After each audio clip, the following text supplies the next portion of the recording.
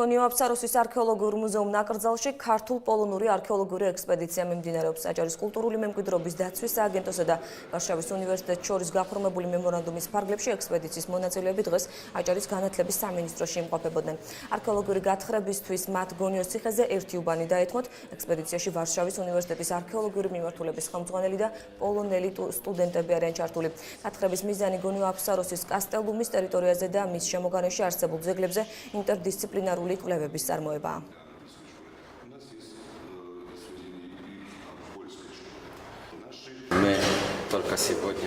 ჩვენ დღეს ჩავერთეთ ქართულ-პოლონურ ექსპედიციაში. სამუშაოებში ვარშავის უნივერსიტეტის ლექტორებთან ერთად სტუდენტებიც მონაწილეობენ. ჩვენ გონიო-აფსაროსის არქეოლოგიურ ნაკრძალში ვმუშაობთ. გონიოს ციხე აჭარაში ერთ-ერთი ყველაზე ღირსშესანიშნავი და პოპულარული რომაული პერიოდის ძეგლია. გათხრების ეს პირველი სეზონია. იმედია საინტერესო ნივთებს ვიპოვეთ. ეხლა მიდის გათხრები გონიოში. მიცემული აქვენ ერთი უბანი და დაგვეხმარებიან მეორე უბნის გათხრაში. ჩვენ მემორანდუმით ალბათ ეს გაგრძელება ერთწლიანი პროგრამა არა, ეს მრავალწლიანი პროგრამაა. მომავალ წელს ჩვენ გვინდა რომ მოლაპარაკებები გვაქვს უფრო დიდი ექსპედიციები დავგეგმოთ.